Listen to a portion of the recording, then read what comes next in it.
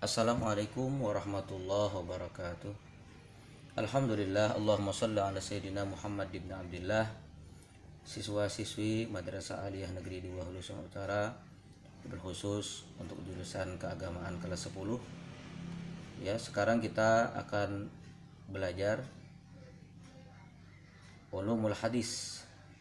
Ya, ulumul hadis bisa dibuka halaman 17. Nah, dibuka halaman 17, pembelajaran kedua, sejarah pemeliharaan dan kodifikasi hadis. Ya, di sini hadis memiliki peran penting terhadap pengembangan disiplin keilmuan Islam seperti ilmu tafsir, fikih, tauhid dan akhlak. Ketika umat Islam memiliki berbagai persoalan, hadis disepakati sebagai sumber ajaran Islam kedua setelah Al-Quran. Jadi Al-Quran itu yang pertama, sumber ajaran Islam kita. Kemudian baru disusul yang kedua adalah al-hadis nabawiyah. Nah, di sini coba kita lihat halaman selanjutnya. Ya, masih bisa kita atau Anda baca sendiri di situ. Nah, kita lihat langsung pada peta konsep. Di situ di atas ada pada masa Nabi SAW. Nah, kemudian di sebelah kanan kita ada masa sahabat. Kemudian di situ ada masa kodifikasi. Kodifikasi ini adalah pengumpulan hadis. Nah, setelah daripada masa sahabat ada dilanjutkan dengan masa tabi'in. Yang jelas masa sahabat itu melanjutkan daripada masanya Rasulullah. Kemudian tabi'in melanjutkan daripada masanya sahabat. Artinya sahabat orang yang bertemu Nabi, tabi'in adalah orang yang bertemu sahabat. Jadi ini mungkin bisa dilihat gambarnya. Nah, selanjutnya, di sini ada istilah-istilah di dalam ulumul hadis. Ada as-sabiqunal awwalun, mereka yang paling awal memeluk agama Islam. Mungkin seperti Sayyidina Ali, kemudian Sayyidina Abu Bakar dan sahabat-sahabat lainnya. Ada lagi istilah hadisun maudhu', hadis maudhu' atau hadis palsu. Ada lagi istilahnya tadwinul hadis, pembukuan hadis. Jadi maksudnya pembukuan hadis ini, hadis dikumpulkan di dalam satu catatan. Nah, kemudian biar catatan tersebut atau hadis tersebut bisa terpelihara, lalu dilakukanlah pembukuan. Ada lagi aqwalun nabi, perkataan Nabi. Aqwal jamak daripada qaul, perkataan Nabi. Ada lagi af'alun Nabi, perbuatannya Nabi. Dan yang terakhir ada takrirun Nabi sallallahu alaihi wasallam, penetapan dari Nabi sallallahu alaihi wasallam. Maksud daripada penetapan di sini, Nabi tidak untuk menyuruhnya, pun juga Nabi tidak untuk melarangnya, akan tetapi Nabi tidak menyalahkan apa yang diperbuat daripada sahabat di masa itu. Ya, sekarang masuk kepada hadis pada masa Rasul Shallallahu Alaihi Wasallam. Nah, di sini sebagai Nabi dan Rasul, Nabi Muhammad dibekali berbagai keistimewaan. Di antaranya adalah mukjizat.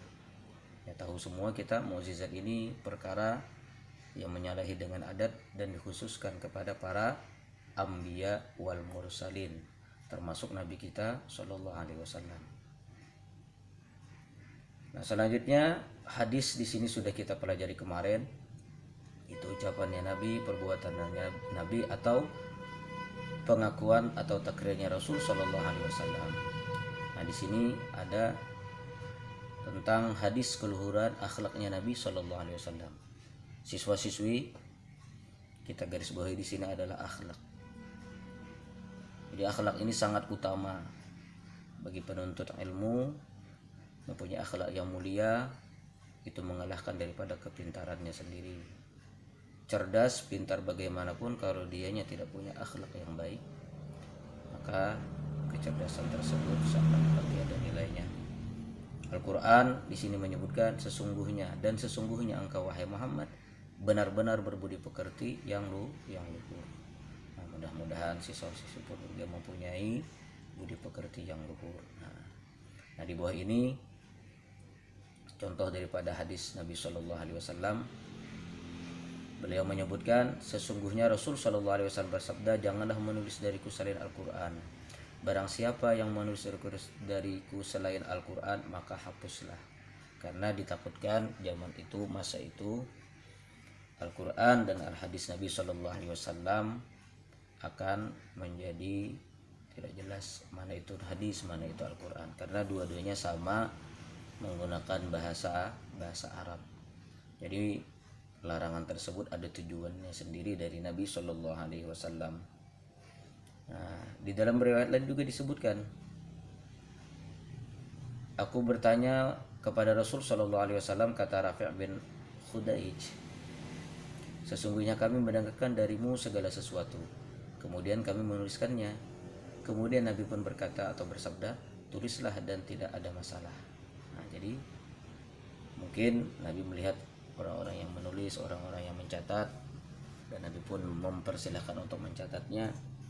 Nah, tapi di sini tetap menjaga-jaga jangan sampai Al-Quran dan hadis itu intinya menjadi buram atau menjadi salah kira, salah sangka, yang asalnya hadis disangkakan Quran, ataupun Al-Quran disangkakan hadis. Ya, selanjutnya ini ada metode penyampaian hadis pada masa Rasulullah. Perhatian para sahabat Rasul Shallallahu Alaihi Wasallam yang begitu besar terhadap Al-Quran tidak membuat mereka surut dalam memperhatikan keberadaan hadis. Karena kecintaan mereka terhadap Al-Quran sama besar dengan kecintaan terhadap Rasul Shallallahu Alaihi Wasallam. Jadi agama kita bukan hanya kita berpegang kepada Allah, tapi juga kita berpegang kepada Rasul Shallallahu Alaihi Wasallam. Caranya baik melalui majelis ilmu atau pengajian-pengajian. Yang kedua, peristiwa yang dialami oleh Rasulullah sendiri. Nah, ini sumber daripada hadis adalah. Kemudian ada sahabat yang bertanya kepada Nabi Shallallahu Alaihi Wasallam. Dan selanjutnya lagi ada sahabat yang menyaksikan langsung apa yang diperbuat oleh Nabi Shallallahu Alaihi Wasallam, ataupun juga dengan cara yang lain adalah ceramah atau pidato di tempat umum. Nah, jadi itu tata cara atau cara-cara sahabat mendapatkan hadis dari Nabi Shallallahu Alaihi Wasallam. Adapun ini ada perbedaan tingkat penerimaan hadis di kalangan sahabat. Ya, siswa-siswi bisa langsung dibaca itu.